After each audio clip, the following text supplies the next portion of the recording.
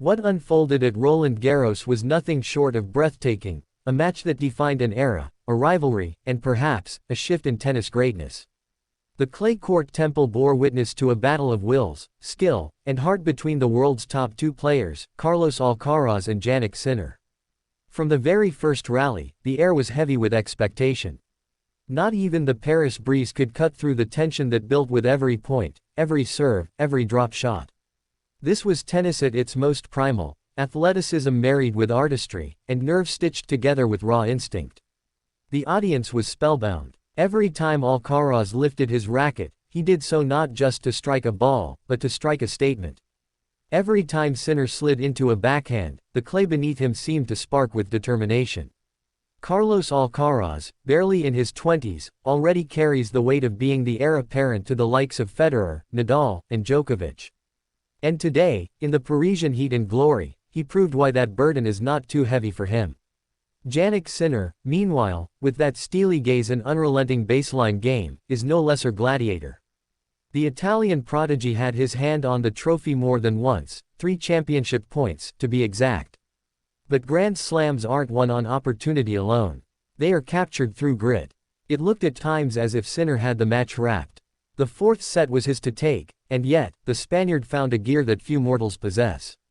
He clawed back with impossible gets, ferocious ground strokes, and the composure of a veteran.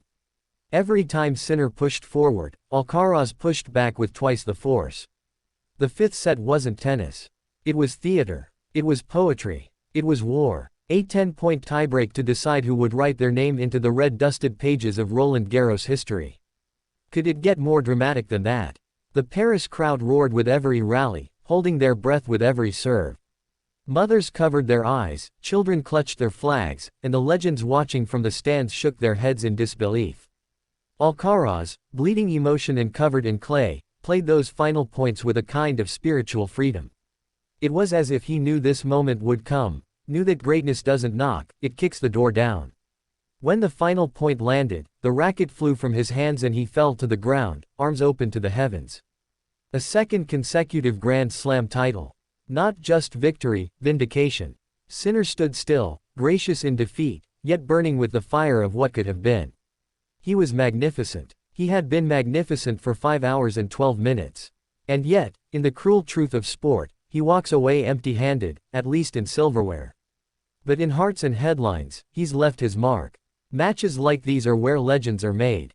This was not merely a final, it was a masterpiece. A study in resilience, courage, and the psychological chess that tennis at the highest level demands. We've seen Borg McEnroe, Nadal Djokovic, Federer soften. Add Alcaraz Sinner to the pantheon. There will be debates now. Was this the greatest Roland Garros final of all time? It just might be. The duration, the stakes, the narrative, everything was perfectly aligned for epic status. You couldn't script it better. It wasn't just sport, it was symphony and storm rolled into one. There was a time when people said the golden era of tennis was behind us. That once Federer, Nadal, and Djokovic stepped aside, the magic might fade. But if this final proves anything, it's that tennis has found new poets to carry the torch.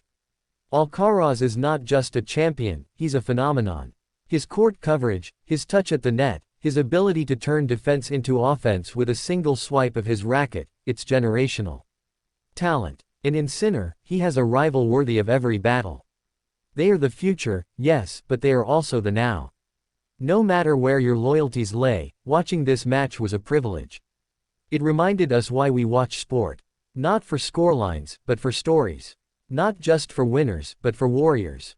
Roland Garros 2025 will go down as the day tennis reminded the world of its capacity for drama, elegance, and edge-of-your-seat thrill. Carlos Alcaraz, at just 22, has now joined an elite club. 2 slams back-to-back.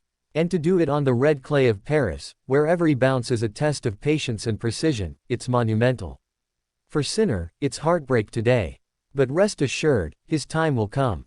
This match was too close, too epic, for his story to end here.